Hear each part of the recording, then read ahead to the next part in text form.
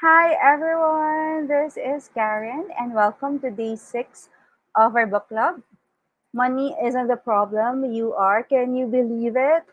We're actually finishing the book today. So, congratulations to you. You've made it this far. If you've made it this far, that means you're finishing the book today. Congratulations. And again, please share with us your wins, your challenges, even your concerns. It would be nice to know where you are right now, how the tools and how the book reading have been helping you. Okay. And again, I'd like to invite everyone for the meetup tomorrow because today we're closing, basically we're finishing the book today, but we'd like to keep the conversation going. We'd love to be of assistance to you. So tomorrow we're going to have a community meetup inside Zoom. It's open for everybody, wherever you are in the world. You can come since it's an online meet, and we're going to talk to each other. And it will not be live streamed, so we can discuss things and you have privacy. Okay, so inviting everyone there. And again, I'd like to ask you, what are your wins? What are the tools that have been working for you? Please feel free to share it in the chat box. There will be a lot of questions again regarding scarcity and abundance in this chapter. Please feel free to write it, write your answers on your notebook or get a sense of it. If you're brave, would love to hear about your stories or comments in the comment section. Okay, so let's begin. If everybody's ready, please know that when I start reading, I usually don't look at your comments, but we'll just revert back to it after the reading. Just so when you review it and you listen back to the recording, you can just like continuously listen to the whole chapter. So again, this is day 6 of Our Money Isn't the Problem. You Are Book Club. This is by Gary M. Douglas and Dr. Dain here.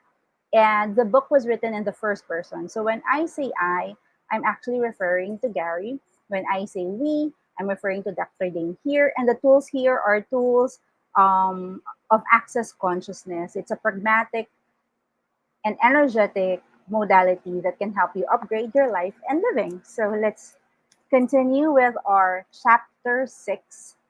Celebrate your abundance. Are you sharing the poverty of the universe instead of its abundance? Some people feel they have received more than their fair share in life, and they live in judgment of themselves because they have more than others. They were taught that they had to share everything, and nobody's supposed to have more than anyone else. In their family, the pie was cut in equal pieces except for Dad. He usually got a bigger piece because he was the breadwinner. Is it possible that you have bought a similar story? Are you living the equal share reality? Are you sharing the poverty of the universe instead of its abundance? Let me ask you, what's wrong with sharing the abundance of the universe instead of the poverty? Wouldn't you like to give up poverty as the truth of you? Wouldn't you rather share in the vast abundance of the universe?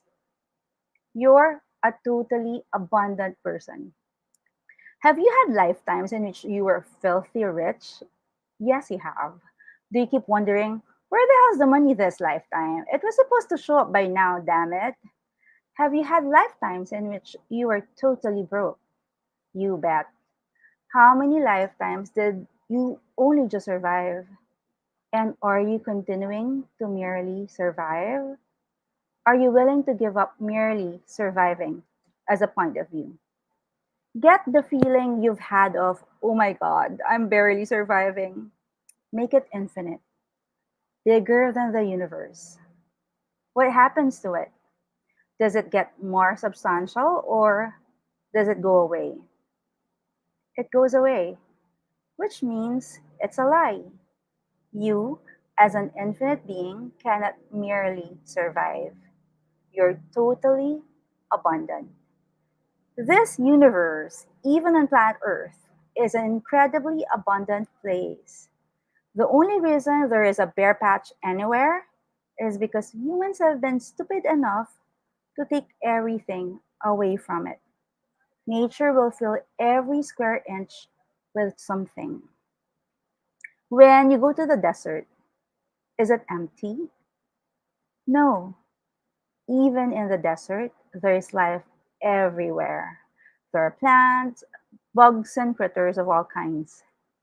Every square inch is covered with something. Next, how can you live as not abundant? You do it by buying into idea that there's scarcity. You adopt the point of view that there is no abundance because you aren't able to figure out where it's going to come from. You don't see that abundance is actually all around you. We think, oh, in the future I'll have money, or in the past I used to have money. But we don't see that we are totally abundant now. Are you embracing the idea that money can be here right now? Close your eyes right now and see money coming at you. Is it coming from the back or the front, from the right or the left, from the up or the down? If you see money coming in front of you, the idea is that you're going to have it in the future. But when does the future arrive? Never. You're always looking for money out in front of you. You are like the donkey with a carrot in front of its face. You're always going for a future event. If you see money come at you from the right, then the point of view is you've got to work hard for it. If it's coming from the left, the point of view is that it will come as a handout. Somebody's going to give you a handout to get you rich. Did you see it coming from behind you? That means you used to have it, but you ain't gonna have it anymore. If you saw it coming from the top, that means you think God's going to give it to you because nobody else will. Did you see it coming from the ground? Then you'd better become a farmer because that's where you think it's going to come from. It's going to grow underneath your feet. Or you could go out and become an opal miner and find it that way. What would it be like if you let money come to you from all directions?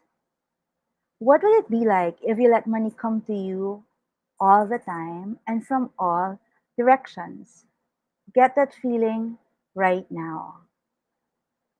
Now make that infinite, bigger than the universe.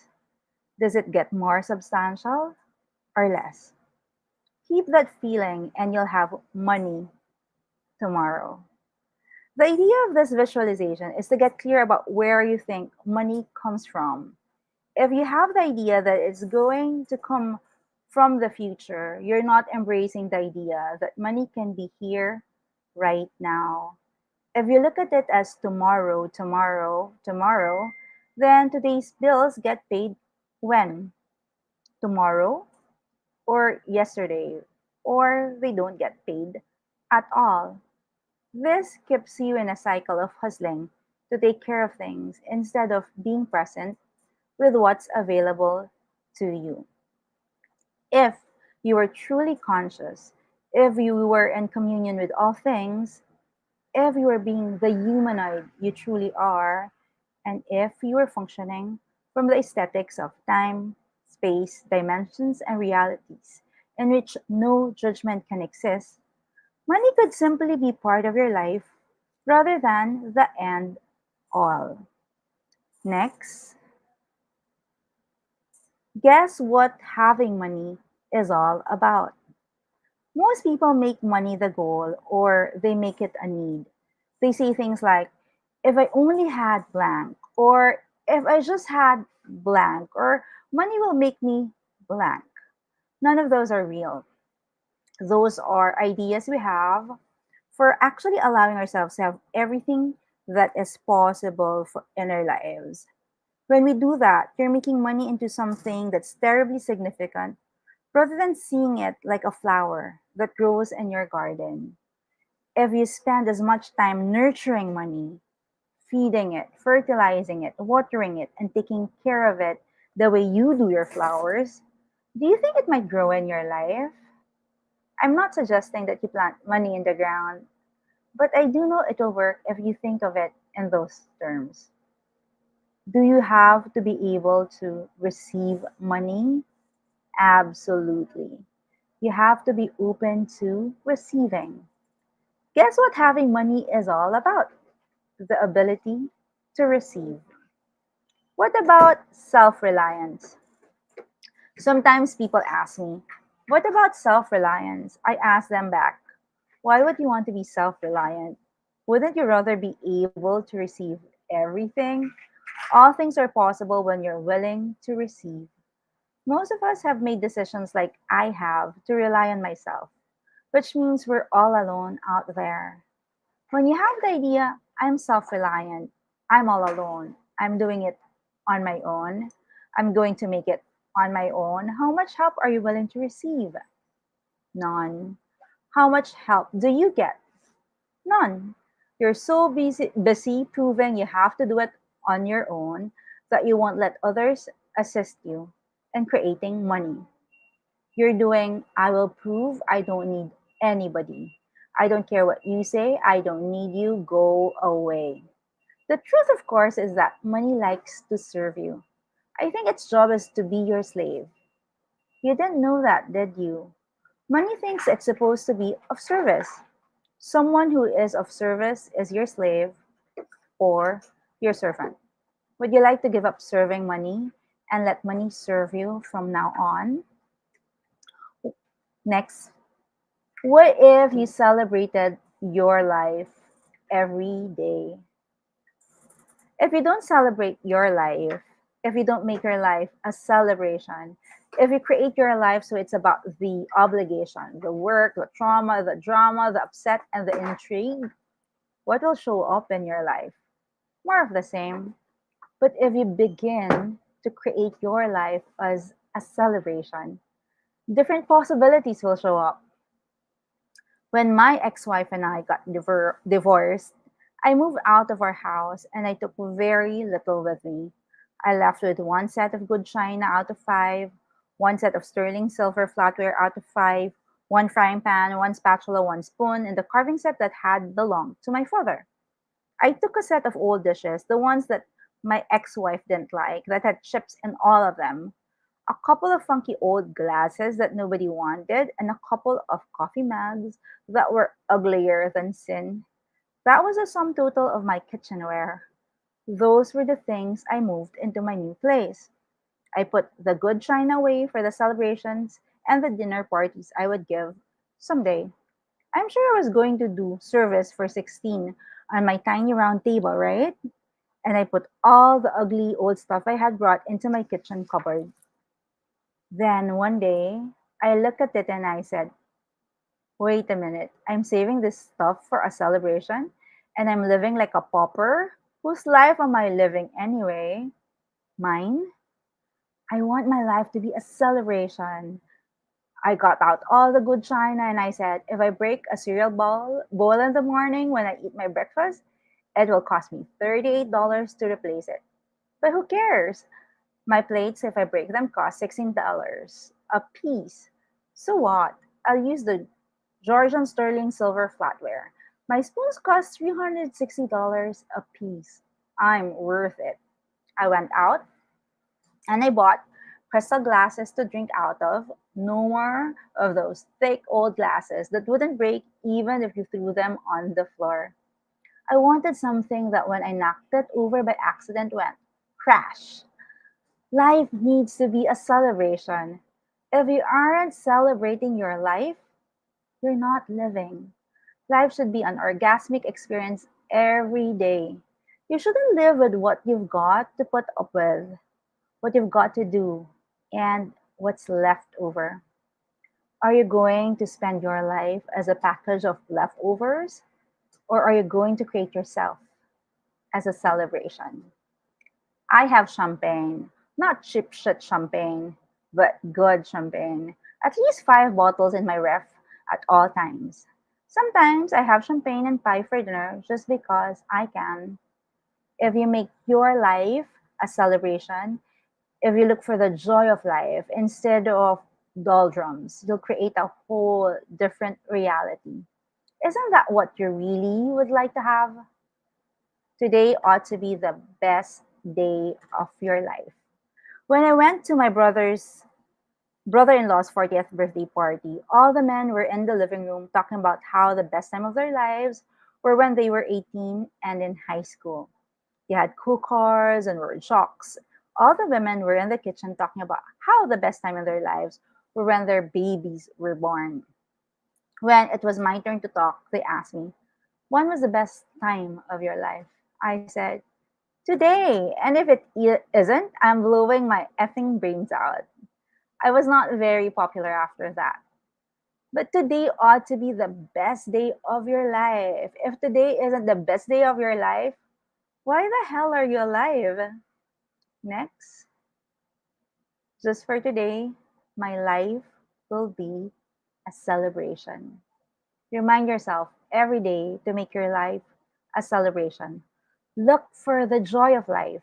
Every morning, say, just for today, my life will be a celebration. And watch for the new possibilities that will show up. Ask for the greatness of your life. Ask and you shall receive is one of the truths in the Bible. So, what are you going to ask for? The greatness of you? If you ask for the greatness of you to show up, then all kinds of other things will come along with it. Ask for the greatness of your life. Ask for the joy and the celebration of your life. Don't just ask for money because money doesn't have anything to do with the greatness of your life. You do. If you ask for the greatness of your life, if you ask for the greatness of who you are, and if you ask for your life to be a celebration, then you're going to have infinite possibilities. Next, if you only ask for money, nothing's going to show up because money is not the energy. Money is only the vehicle you can use to get there. Ask for the greatness of you. If you have the courage to ask, you can receive.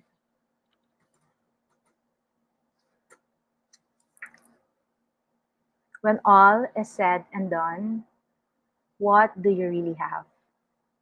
Recently, some Gulf Coast hurricane survivors were being interviewed on television. The interviewer asked a guy whose home had been destroyed, how do you feel about the hurricane?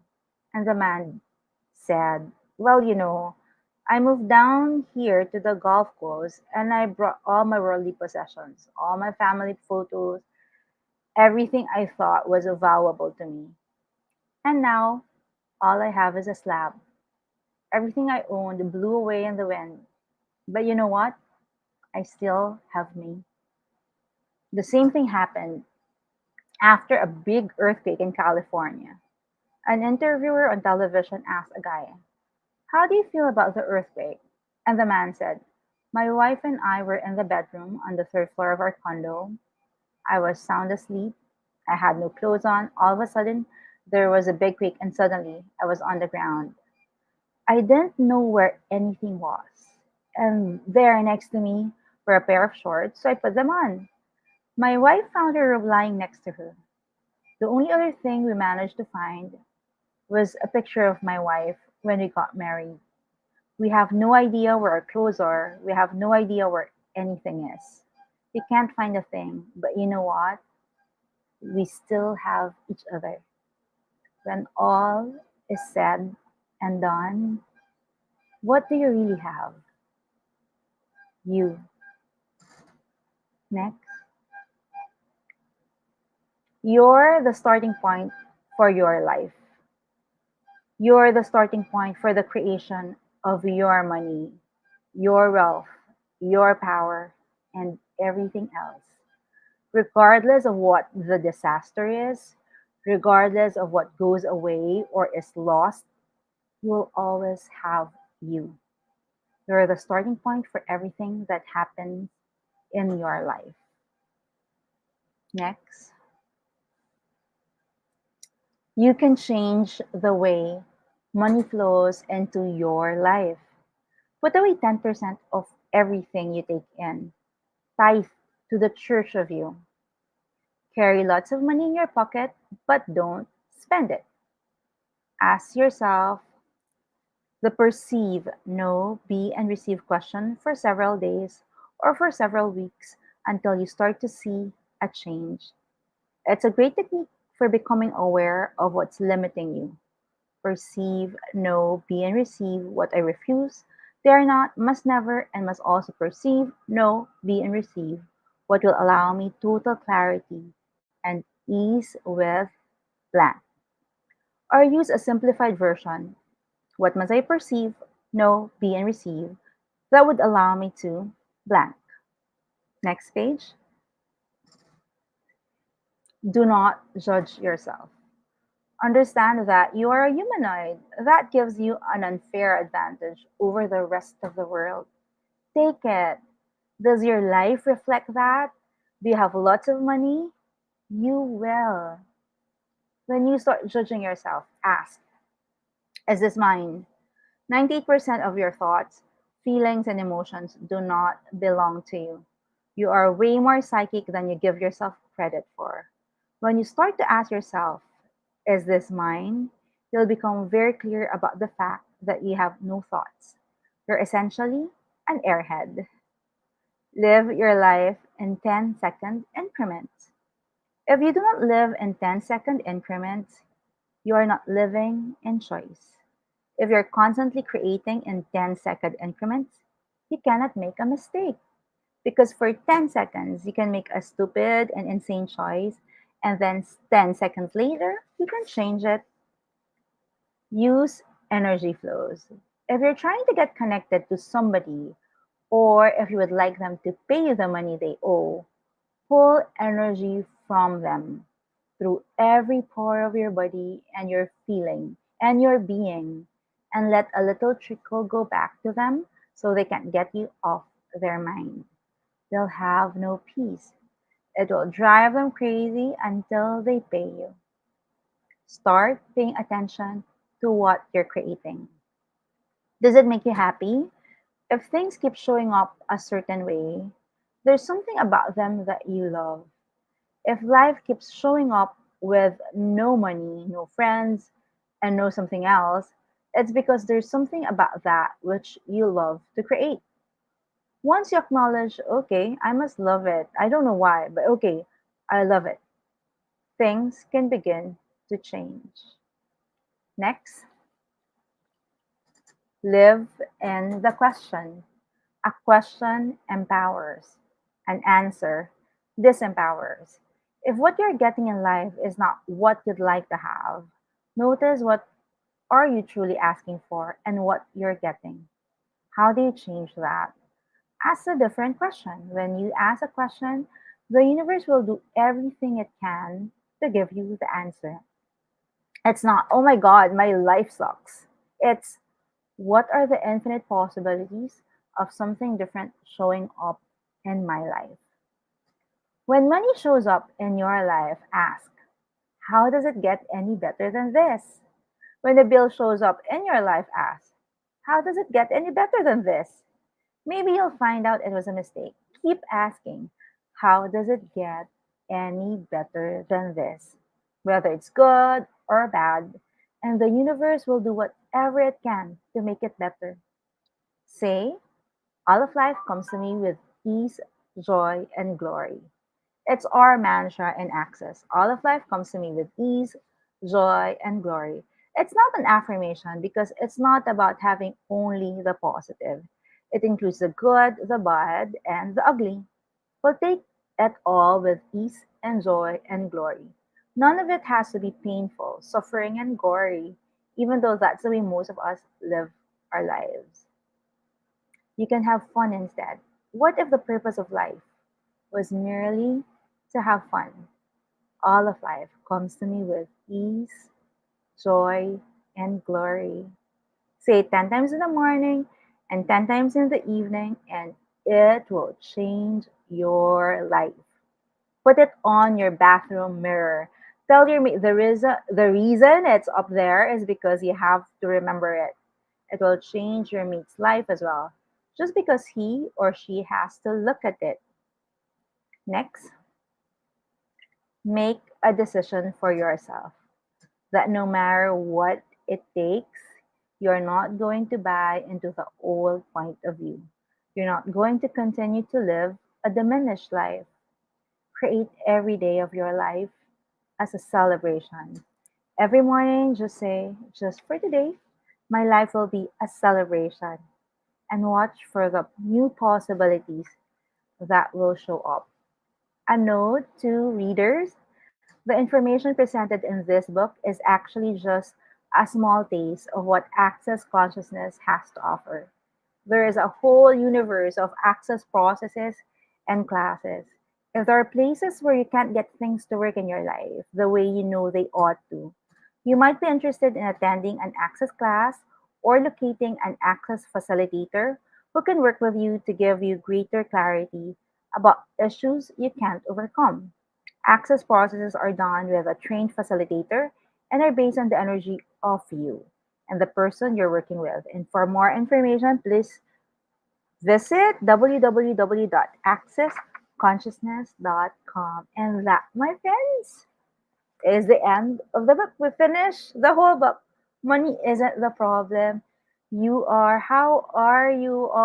Please let us know what struck you, what tools you'll keep, and if you have other questions, again, inviting everyone to 7 Days of Change with Junaline. It's going to be this February 4 to 10 here in Manila. Feel free to come here.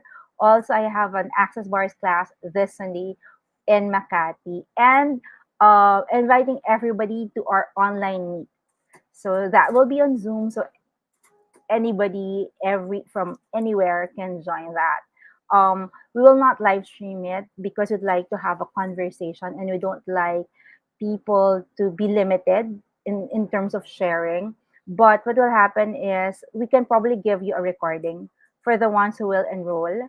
We can give a recording, but it's going to be private because we don't know what people will be comfortable sharing. Okay, so hope to see you tomorrow for our live Zoom call. And please, let's keep the conversation going here on 7 Days of Change. What tools have been working for you? What are your stories, challenges, even wins, strategies? Let's lift each other up. Okay, see you tomorrow. Hope we can talk. So it's not one way because with this, it's very one way. I'm the only one talking. What if we have a circle where we can communicate and share and give each other feedback and share stories? Okay, hope to see you tomorrow, everyone, for the live Zoom. Bye for now. We'll see you soon. Thank you for being here.